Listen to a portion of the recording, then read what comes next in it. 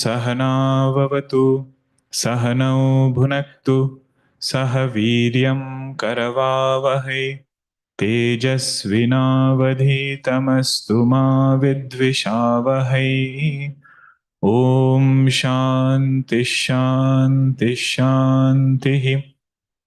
सदाशिवसमारम्भां शङ्कराचार्यमध्यमाम् अस्मदाचार्यपर्यन्तां वन्दे गुरुपरम्परां। रामो राजमणिः सदा विजयते रामं रमेशं भजे रामेणाभिहता निशाचरचमु रामाय तस्मै नमः। रामान्नास्ति परायणं परतरं रामस्य दासोऽस्म्यहं। रामे चित्तलयः सदा भवतु मे भो राम मामुद्धर। समस्तजनकल्याणे निरतं करुणामयं नमामि चिन्मयं देवं सद्गुरुं ब्रह्मविद्वरं सद्गुरुं ब्रह्मविद्वरम्। ॐ भद्रं कर्णेभिः शृणुयाम देवाः भद्रं पश्येमाक्षभिर्यजत्राः स्थिरैरङ्गैस्तुष्टुवागुंसस्तनूभिः व्यशेम देवहितं यदायुः। स्वस्ति न इन्द्रो वृद्धश्रवाः स्वस्ति नः पूषा विश्ववेदाः स्वस्ति नस्तार्क्ष्यो अरिष्टनेमिः स्वस्ति नो बृहस्पतिर्दधातु। ॐ शान्ति शान्ति शान्तिः। ॐ श्री चिन्मय सद्गुरवे नमः। ॐ श्री चिन्मय सद्गुरवे नमः। ॐ श्री चिन्मय सद्गुरवे नमः। ॐ श्री चिन्मय सद्गुरवे नमः। ॐ श्री चिन्मय सद्गुरवे नमः। ॐ श्री चिन्मय सद्गुरवे नमः। ॐ श्री चिन्मय सद्गुरवे नमः। ॐ श्री चिन्मय सद्गुरवे नमः। ॐ श्री चिन्मय सद्गुरवे नमः। ॐ श्री चिन्मय सद्गुरवे नमः। ॐ श्री चिन्मय सद्गुरवे नमः। थर्ड मुंडका, फर्स्ट खंड, फर्स्ट मंत्र। द्वा सुपर्णा सयुजा सखाया समानं वृक्षं परिशश्वजाते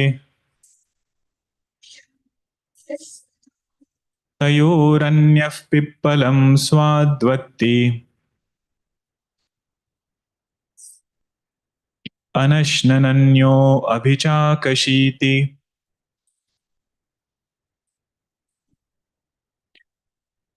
Upanishads use different techniques to reveal the truth. The main technique, as we had seen in 13th chapter, is Adhyaropa Apavada, superimposing mithya attributes, pointing out the truth through those attributes, and then removing those attributes. In doing this Adhyaropa Apavada, there are other techniques also which are employed. One such technique is Abhyasa. Abhyasa means repetition. Really speaking, the teaching in Mundakopanishad is already done.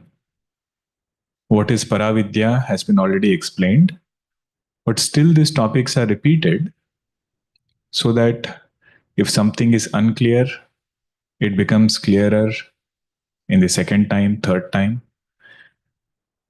Or if you have already understood, then the later mantras become Nididhyasanam mantras, mantras for meditation. So one technique is Abhyasa, repetition. Second technique is through logic, Upapatti, where the same truth is indicated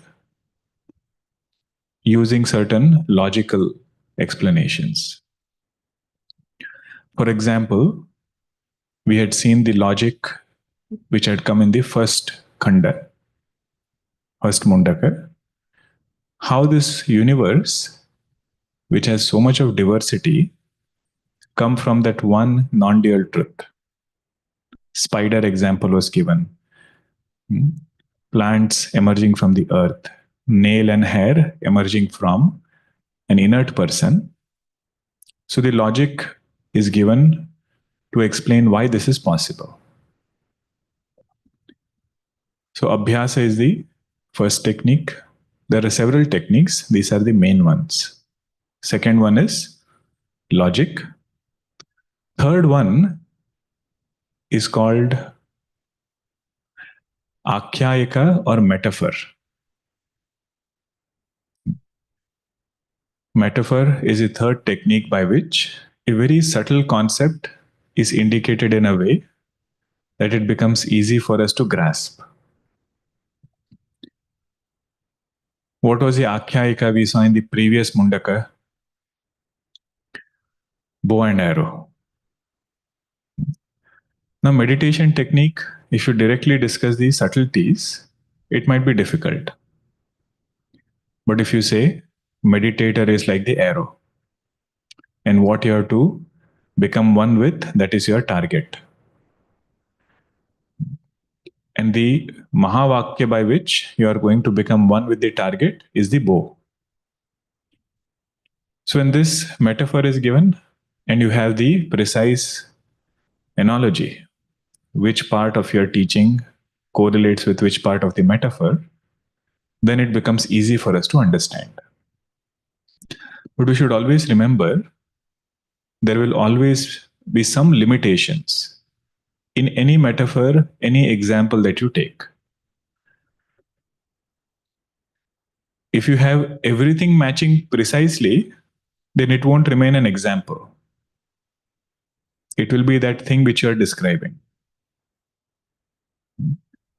So what is the relationship between meditator and meditated? So without giving an example, you will have to say relation is like meditator and meditated. Now what did you get out of it? Nothing much, because you did not give any example. So example is known to us, but what we are pointing out, we are trying to understand through the example. This we had discussed earlier also.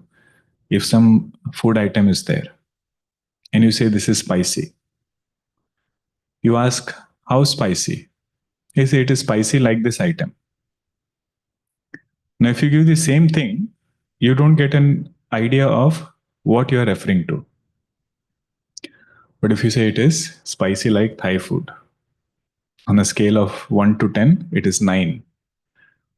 Then you know that food and you can correlate the spiciness to this food. That is what a metaphor does. So in this particular mantra, the metaphor is of two birds. So a lot of things will be pointed out through this metaphor. But we have to be very careful not to walk away with this idea that these are two separate birds. Meaning what? One bird was called Jeeva, another is called Ishwara.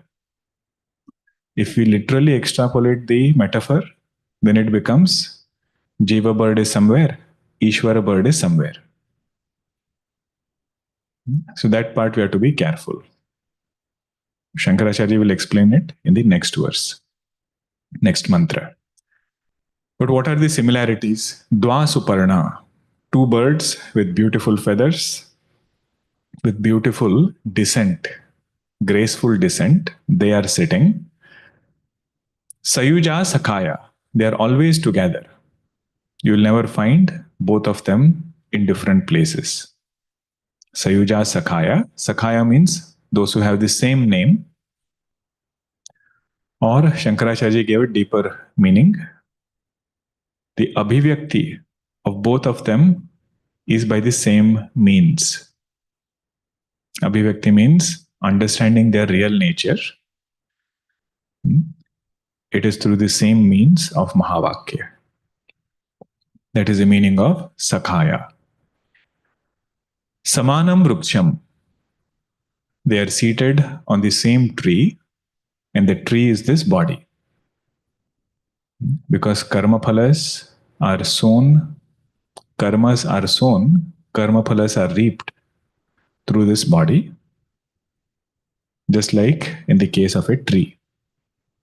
There you have real fruits, here you have fruits of actions. So minus tree, there is no fruit. Minus body, there is no karma phala.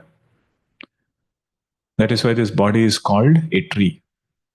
Samanam vruksham parishashva jate. Jeeva bird and Ishwara bird, they are very dearly clinging on to this tree. Means what? They're residing in this body and they're clinging on to this body. What do they do? Tayoho anyaha. Pippalam swadu atti.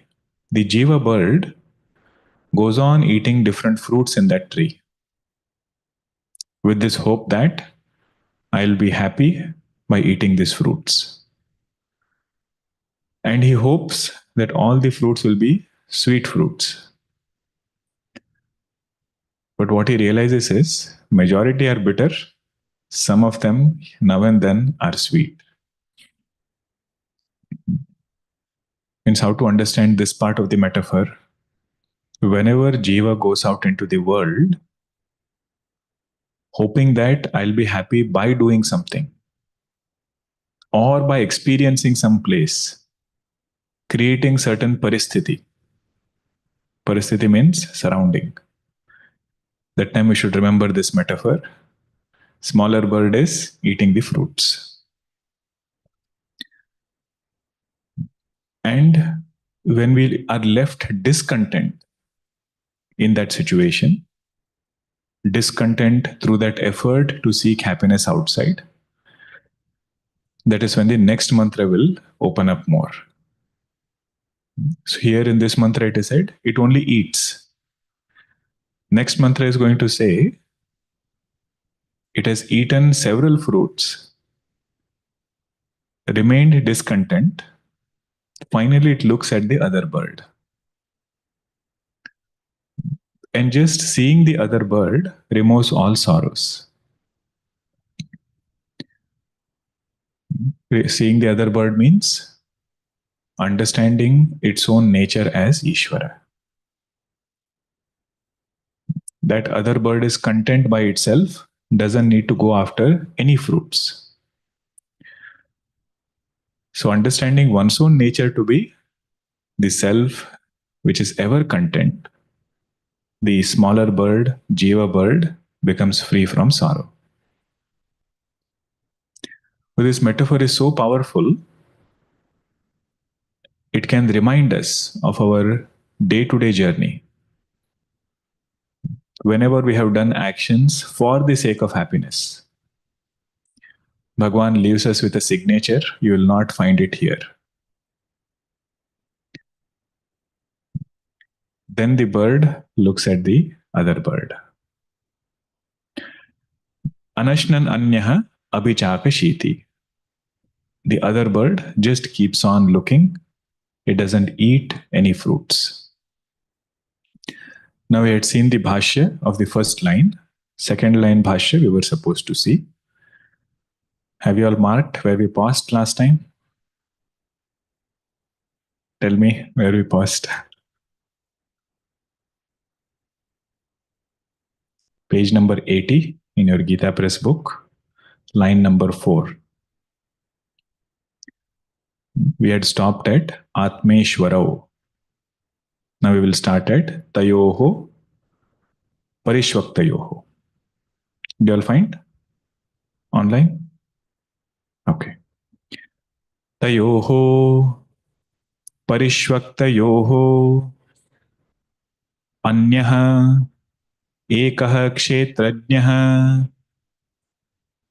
Linga Upadhi Vruksham Ashritah Pippalam Karma Nishpannam Sukha Dukkha Lakshanam phalam swadu aneka vichitra vedana aswada rupam swadu atti bhakshati उपभुङ्क्ते अविवेकतः अनश्नन् अन्यः इतरः ईश्वरः नित्यशुद्ध बुद्ध मुक्तस्वभावः सर्वज्ञः सत्वोपाधि सत्वोपाधिः ईश्वरः न अश्नाति प्रेरयिता हि असौ उभयोः भोज्य भोज्य भोक्त्रोः नित्य साक्षित्व सत्तामात्रेण सतो अनश्नन् अन्यः अभिचाकशीति पश्यति इव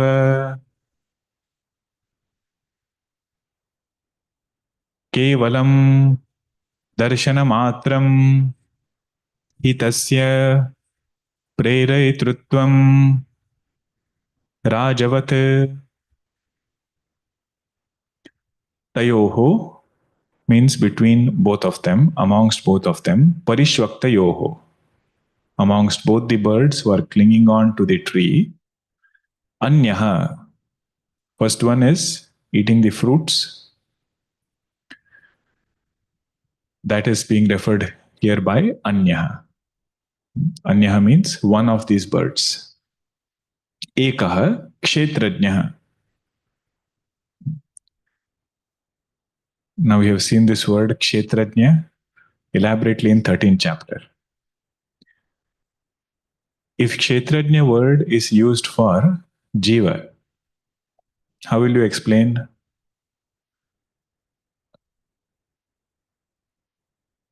Kshetrajna here is used for Nirupadika or Sopadika Jiva.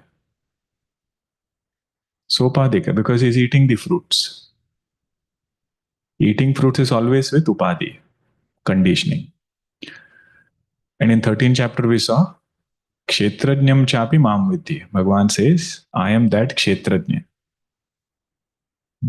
So Kshetrajna word, the literal meaning, Vachyartha, refers to Ahankara or Jiva.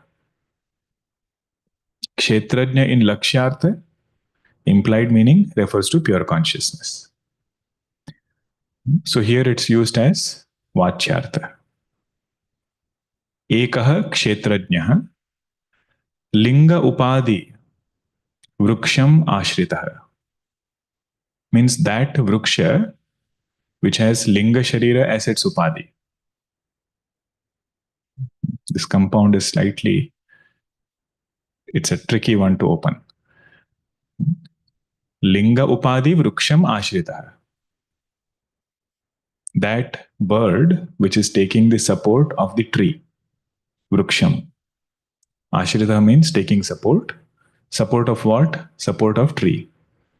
What is that tree? Linga upadi. That tree which has linga sharira as its upadi. Pippalam. Pippalam means fig fruit. But what is the symbolic meaning of this fig fruit? Karma nishpannam. Karma nishpannam means that which is produced because of karma, which is karma phala. How many phalas are produced because of karma? You can say infinite. Our scriptures say no, there is only two. Either it is sukha or it is dukkha.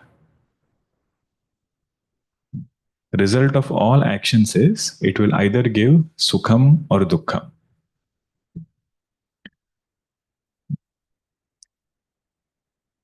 Now somebody might say there is in between state also. You walked from one place to another. Did it give sukham or dukkham? We say if it did not bother you, it is one kind of sukham only. So many things could have happened, right? While going from one place to another. If nothing happened, that is also one kind of sukham. So sukham or dukkham, these are the two results that come because of karma. Phalam, swadu, aneka vichitra. What is the variety? This is plenty of varieties available in these fruits. Vedana aswada rupam. Vedana aswada rupam means we should not take the metaphor of that bird eating the fruit literally. How does bird eat the fruit? Through the beak, it will eat the fruit. How does Jeeva eat karma phalas? Huh? By knowing. Vedana means to know. With dhatu means to know. From that comes the word Vedana. Vedana eva asvadha. Knowing this creation is doing bhoga of karma phala. So right now, we are experiencing this world. We are seeing something, we are hearing something. Do we feel we are doing bhoga of karma phala? Generally, we don't. Only special incidents we feel, oh, this is my karma phala which is coming. What Shankaracharya is saying here is, at every moment, whenever we experience this world, we are doing bhoga of karma phala. That is why that word has come, Vedana aswada rupam. Knowing itself is experiencing karma phala. But the problem with this Jiva bird is, it knows and it gets affected. What is the Jivatva in this Jiva bird? It knows the creation and gets affected by the creation. Ishvara bird illumines the creation. Absolute knower is Ishvara only, consciousness. But it doesn't get affected by what is illumined. Because it is unattached. Because it is asanga, whatever it is illumining, that illumined thing doesn't bring about any change on the illuminator. This is where example of sun is given. Sun illumines everything, good, bad, indifferent. But if sun illumines a saint, sun doesn't become saintly. And if sun illumines a dacoit, sun doesn't get any sin. Because it is not affected by what is illumined. One sadhana pointer here is, whatever we are unattached, we don't get affected by that thing too much. Really speaking, knowledge of a thing itself doesn't bring about sukha dukkha. Knowledge of that thing which we are attached. Knowledge, experience of that thing which we have raga or dvesha, that brings about sukha dukkha. So here it is said, the Jiva bird identified with this body becomes experiencer, ahankara bhokta. Swadu atti bhakshati, it eats the sweet fruits. Upabhunkte avivekatah, because of lack of discernment, lack of thinking, it feels this is how life is. I am this body, I need to get happiness from outside, and constantly goes on seeking for these fruits. In next mantra, Shankaracharya uses a word called as Javi Bhavaha. Javi Bhavaha. And one commentator explains, Javi Bhava means becoming so busy in life that we don't get time to think about who we are. Very nice word, Javi Bhavah. Because of busyness, not getting time to think about who am I. He said that is the condition of Jiva bird, avivekatah. What about the other bird? Anashnan anyah. Other bird is fasting, doesn't eat. Itaraha, Ishwaraha. Now see, whenever the word Ishvara is used, it is used interchangeably with consciousness. It takes some time to go beyond the understanding of Ishvara, which we generally have. The moment we say Ishvara, bow and arrow comes. Some form comes in mind, which is also indicator of Bhagavan. What is essential nature of Bhagavan? Shankaracharya introduces us. Nitya Shuddha Buddha. That which is eternal, which is ever pure. Buddha means it is nature of knowledge, Jnana Swarupa. Nitya, Shuddha, Buddha, Mukta. Ever free. Nitya, Shuddha, Buddha, Mukta, Swabhavaha, Sarvajnaha. See, this is where conditioning is brought in. But which conditioning? Cosmic conditioning. Through Maya Upadhi, he becomes Sarvajnaha. Sattva Upadhi Ishvaraha. See, this point we had seen. Because Ishvara's Upadhi is Vishuddha Sattva. Presence of Upadhi is as though no Upadhi. Sattva Upadhi. The purest Upadhi is just like not being there. What is the case of Jiva? Muddled Sattva. Malina Sattva. Now and then his mind goes in Sattva. Majority of the time, Rajas and Tamas. Sattva Upadhi Ishvaraha na ashnati. That Ishvara bird doesn't eat. Then what does it do? Prerayitahi asau. It is a prompter. Of what is it prompter? This one is not easy to get, huh? Pay attention to this. Ubhayoho, of both these things. What are these two things? Bhojya bhoktroho. Bhojya means that which is experienced. Bhokta means one who is experiencing. Ishvara bird is the prompter of ahankara and what is experienced by ahankara.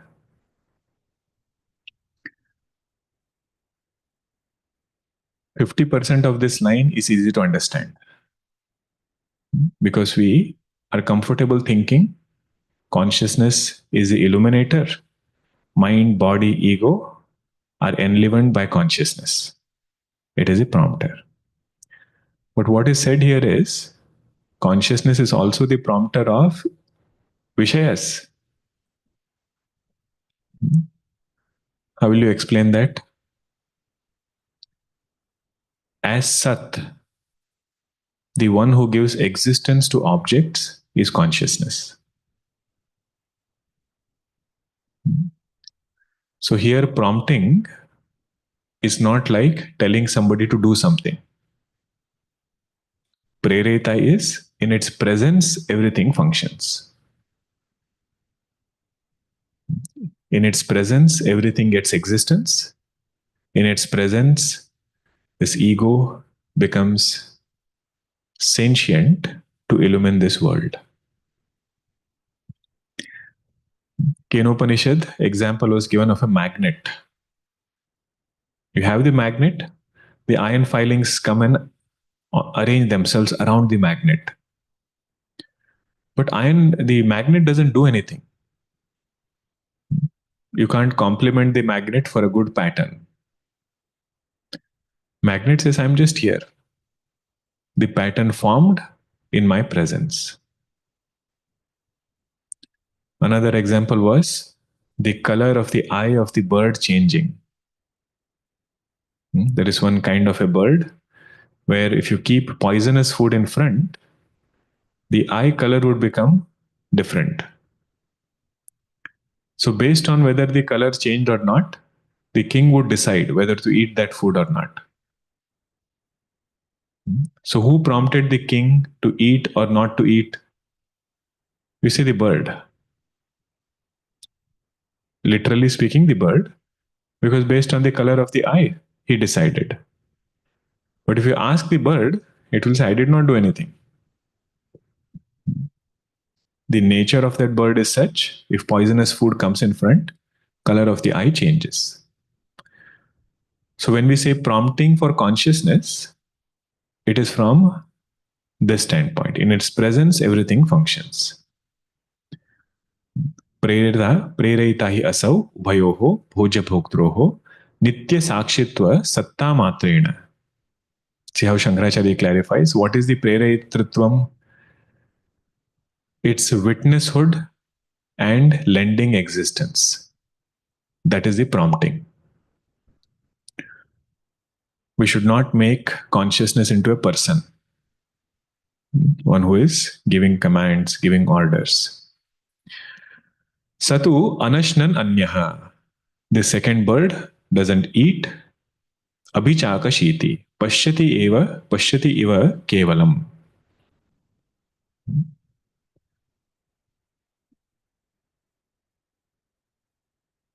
It is only seeing. It is not doing anything. It is only witnessing. Darshana matram hi tasya prerayitutvam. What is the prompting of Sakshi? Witnesshood alone is its prompting. One commentator, he gives a very, what can you say, devotional meaning to this. First, main meaning we should understand. Consciousness is only illuminator. It doesn't eat any fruits. Means it is not affected by what it is illuminating. What about this Jeeva bird? It is illuminating, it is knowing, which is eating the fruit and getting affected by what it is knowing. He says, if you take that second bird as Ishwara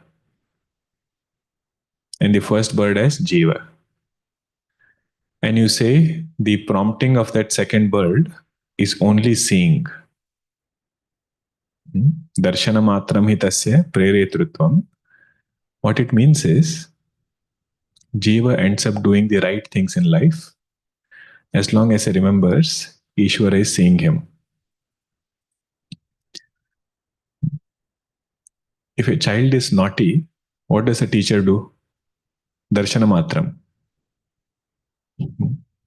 If you just keep watching at the child, very quickly he will quieten, do the right thing. He says that is the devotional side of this verse. Darshana matram hi tasya prerayitritvam. First meaning is the main meaning. Second meaning is little bit stretched meaning. Now, if this was the case, one bird eats, one bird doesn't eat, and story ended there, it would have been fine. But second verse is going to say, the story doesn't end here. What is the condition of the second bird? What is the condition of the first bird, Jiva bird? That is given in this verse. Samane vrukshe purusho nimagnaha anishaya shochati muhyamanah samane vrukshe purusho nimagnaha anishaya shochati muhyamanah जुष्टं यदा पश्यत्यन्यमीशम् जुष्टं यदा पश्यत्यन्यमीशम् अस्य महिमानमिति वीतशोकः अस्य महिमानमिति वीतशोकः समाने वृक्षे पुरुषो निमग्नः अनीशया शोचति मुह्यमानः जुष्टं यदा पश्यत्यन्यमीशम् अस्य महिमानमिति वीतशोकः समाने वृक्षे in the same tree purushah nimagnah. Purushah here refers to bhokta. Bhokta means experiencer, one who gets affected by what he is experiencing. This indicator is a very good definition of where am I seated right now. If I get affected by what is being experienced, I am seated in the first bird. If one is able to look upon this world as experienced and oneself as illuminator, that is the second bird. Samane vrukshah purushah nimagnah. Nimagnah means drowned. Drowned by what? Drowned by or drowned in what? Drowned in firm body identification. Nimagnah means drowned in body identification. Now, what is the problem if this bird is drowned in body identification? Anishaya shochati muhyamanah. Isha means powerful, Lord. Anishaya means helpless. Anishaya means helplessly he goes through lot of sorrows.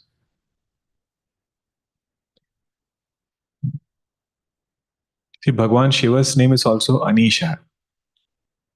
One meaning of Anisha is one who doesn't have another Lord, one who is very powerful.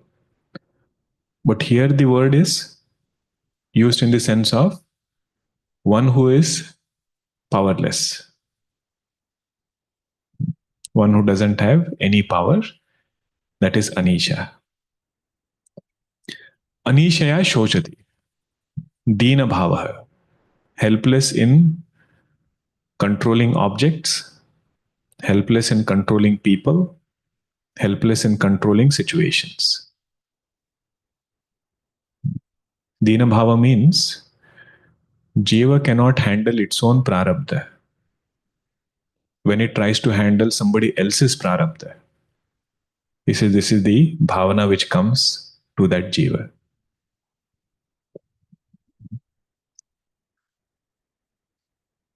Anishaya shoshati muhyamana. Muhyamana means deluded or having this ignorance deep rooted in oneself. So we say Maya Shakti has two powers. One is Avarana Shakti, another is Vikshepa Shakti. So Anishaya Muhyamanaha is Avarana Shakti. It forgets the other bird, busy in eating the fruits, and thinks this tree is who I am rooted in. This tree is the only substratum in which I am rooted, which means this body. That is called as Anishaya Muhyamana. Deluded and thinks oneself to be finite. What is the result of this? Vikshepa. Vikshepa is shochati, laments.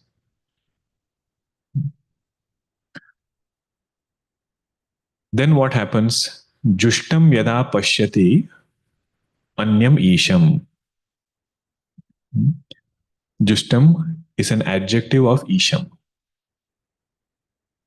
Jushtam means the one who is sought, one who is served by karmis and yogis. one who are following the path of dharma, following the path of yoga, dharmic people and yogis, the one who is served by them is called as Jushtam. So Jushtam is an adjective for Isham. Jushtam yada pashyati anyam Isham. When the first bird looks at the other bird, which is Ishvara, who is served by great people, dharmic people, and yogis, pashyati. Pashyati is not physical seeing. See, this is where the metaphor will fall short. How does the first bird look at the second bird? By turning around. How does Jeeva look at Ishvara? Through Mahavakya. By understanding, I am that self, which is the self of all beings.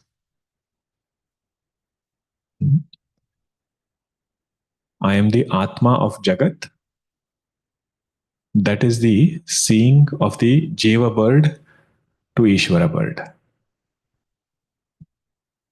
What was its previous understanding? I am Dehatma. I am seated in this body. What is its understanding post knowledge? I am Jagat Atma. Jagat Atma becomes Jagad Atma. That is the seeing of the first bird towards the second bird. Asya Mahimanam api pashyati. Asya Mahimanam means of the second bird, it sees the glory, but not as different from itself. What is the glory of the second bird? Consciousness. That this creation is nothing but an appearance in that consciousness. All these points come from Bhashya. Shankaracharya says, Mahima of the second bird is Jagat Rupam.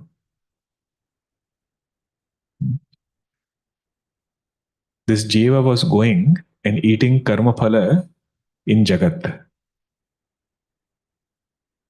And what does it realize? I am that consciousness which need not eat karma phala. And the karma phala where I was eating that Jagat is an appearance in that same consciousness. So why should I go and seek for happiness somewhere else?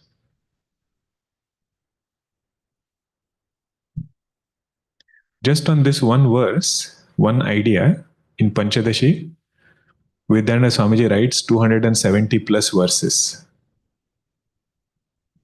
7th chapter, Trupti Deepa. The first verse he picks up is, if somebody understands I am not Bhokta, somebody understands there is no Bhojya Jagat, why would that person go in this world seeking for happiness? And he gives a very nice detour. Different ideas come. Finally, it comes to this point.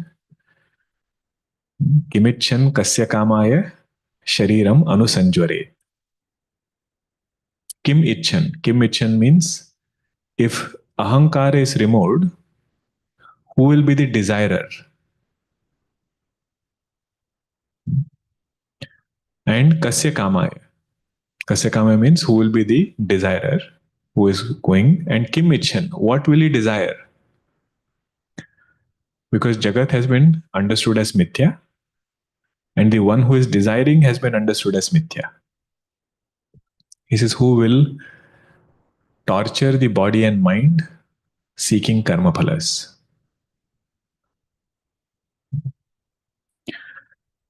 That is being mentioned here. Asya mahimanam iti vita shoka. Just by seeing, he becomes free from all sorrows.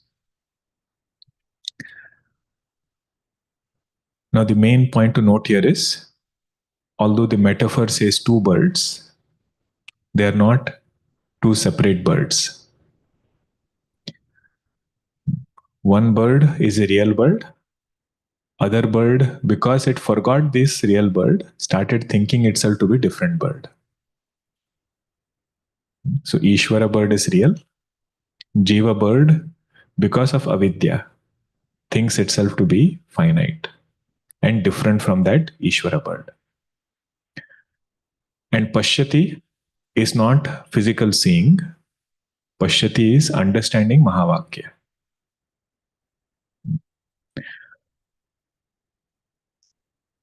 One commentator, he very nicely puts why these two birds cannot be different birds, Ishvara and Jiva. He says, even before studying Vedanta, Ishvara is understood as different from Jiva. Even if it's a pious person who has faith in God, how does he start his journey? He feels Ishvara is there, but he's somewhere. So that commentator writes, after studying Vedanta, if our understanding is the same, he said, then Vedanta has not added anything new. So that is one reason why these cannot be two separate birds. And second, he says, all the previous mantras and the mantras which are going to come in the future khandas, they are establishing there is one consciousness. So this mantra cannot suddenly bring about a new idea. So if somebody interprets this mantra as two separate birds, then they're not looking at the context in which this mantra has come. Now let us see the Bhashya. It's very nice Bhashya. Many points I have not covered. We can directly see in the Bhashya. Tatra evam sati samane vrukshe yathokte sharire purushah bhokta jiva jivah avidya kama karma phala ragadi guru bhara akrantah alabuh iva samudre jale nimagnah निश्चयेन देहात्म भावम आपन्नः अयम एव अहम अमुष्य पुत्रः अस्य नप्ता कृशः स्थूलः गुणवान निर्गुणः सुखी दुखी इति एवं प्रत्ययः न अस्ति अन्यः अस्मात् इति जायते म्रियते संयुज्यते वियुज्यते च संबंधी बांधवैः तत्र एवं सति, that being the case, samane vrukshe means same place of availability of Jiva and Ishvara, which is this body, Sharire, Yathokte Sharire, Purushaha. Purusha is word from mantra. Here Purusha is not translated as Purnatvat Purushaha, Purishayanat Purushaha. Shankaracharya says Purushaha means Bhokta, one who is experiencing this world and getting affected by what is experienced. Bhokta Jivaha.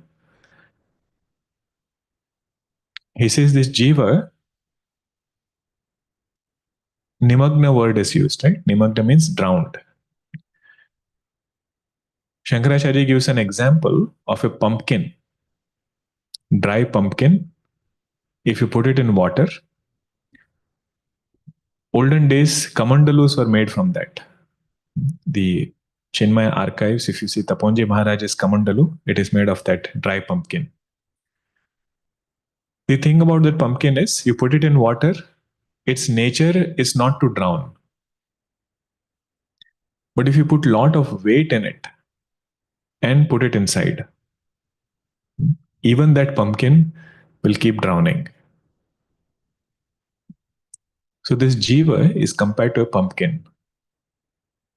Its essential nature is not to drown. Means what? Its essential nature is consciousness, not to get bound by this world. That is why it is seeking. But just like that pumpkin was attached with several weights, there are some weights which are attached to this jiva, because of which it is drowning.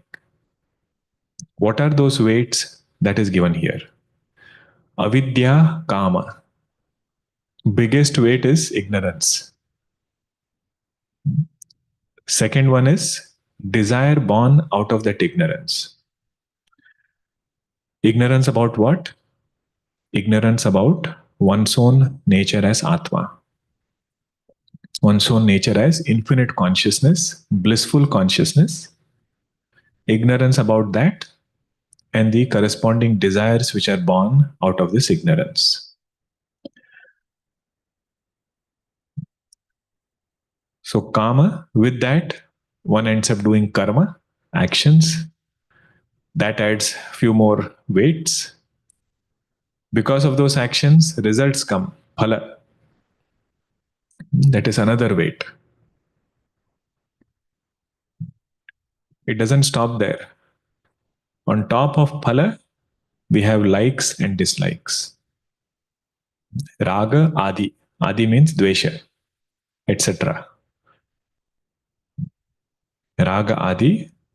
Guru bhara akrantah. Guru bhara means heavy weight. Akrantah means on whose head this weight has been put.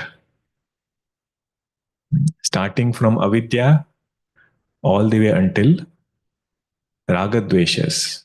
The ragadvesha we are familiar with, but we never feel avidya is my burden. Shankaracharya says, let me point out the whole spectrum because of which jiva drowns. Who is this jiva like? Alabuhu iva. Alabuhu means dry pumpkin. Alabuhu iva samudre jale nimagnaha. In ocean water, he is drowning. What is the meaning of nimagnaha? Nishchayena dehatma bhavam apannaha. Atma means I. Dehatma bhava means having I notion in body. But the problem is, this person's conviction is 100%. Only catch is it's erroneous conviction. See what he says. Nimagnaha means nishchayena. Firmly he says, I am this body. This point we had seen earlier. Nobody says explicitly, I am this body. But whatever happens to body, Jiva feels it is happening to me. Whatever happens to conditioning, it is taken up as something which is happening to me. That is this nimagnaha. How does he say? Ayam eva aham amushya putraha. Shankaracharya says, nobody says I am this body. This is the sentence we say. I am such and such person's son. Ayam eva aham. This, I am this alone. And I am amushya putra, this person's son. Asya napta, this person's grandson. Krushaha, I am thin. Stulaha, I am putting on weight. Gunavan. Gunavan means I am an expert. Nirgunaha. Nirguna here is not Shuddha Chaitanya. Nirguna means I don't have any gunas. Sukhi dukhi. I am happy, I am sad. Evam pratyaya. Whenever these pratyayas are there, that means Jiva is getting drowned. Na asti anyaha asmat iti. Other than this body, there is nothing else. Strong body identification. Then what happens? Jayate mriyate. I am born, I will die. Sanyujyate viyujyate cha. We will meet and there will be separation. Sambandhi bandhavaihi. With this body and also with people around. To the extent we have this notion of body identification, we cannot avoid these thoughts.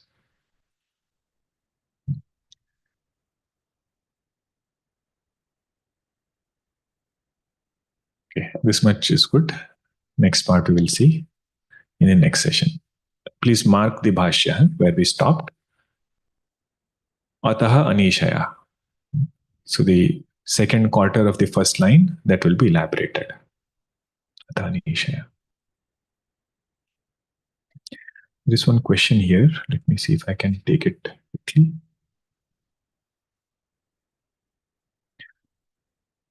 Ishvara is also an upadhi till Jeeva realizes himself to be Ishvara. So do we take both birds as upadhis, and eventually when both become one, there is no need to say anything as there is no other to communicate to?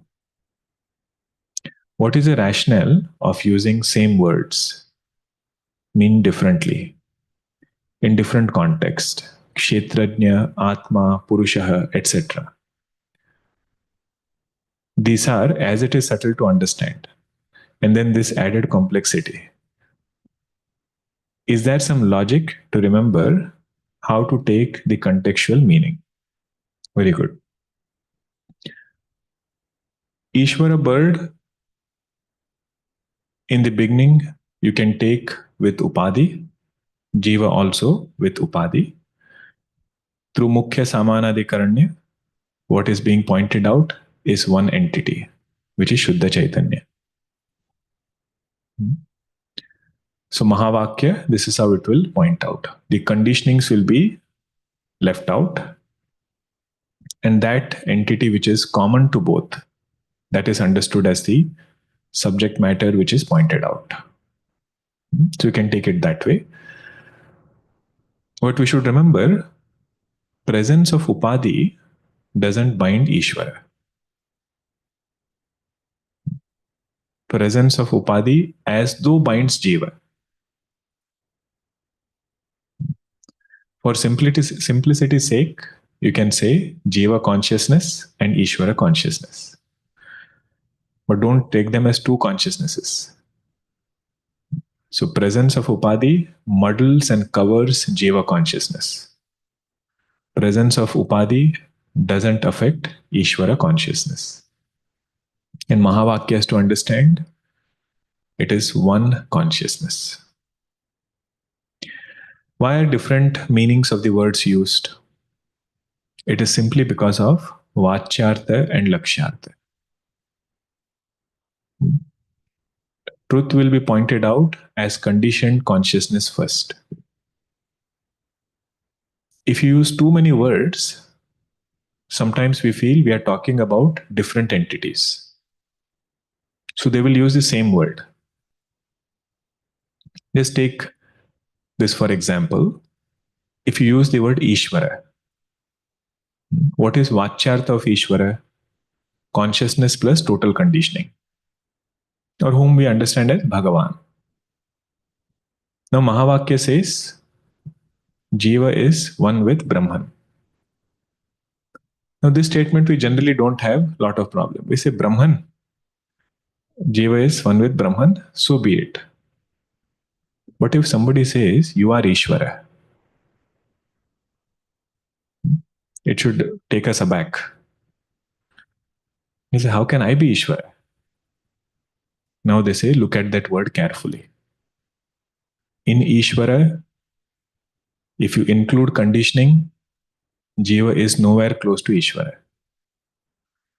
In the word Ishvara, if you drop conditioning, what remains as pure consciousness is the essential nature of Jiva. So using that same word Ishvara for consciousness and using the same word Ishvara with conditioning, it has this purpose. It will make us think, it will make us go from Vachyartha to Lakshyartha. literal meaning to implied meaning. In Srimad Bhagavatam, there is one portion called as Veda Stuti. Vedas are coming and doing stuti of the truth. And they say the truth will always be pointed out with conditioning. It is up to the sadhaka to do vichara and drop conditionings.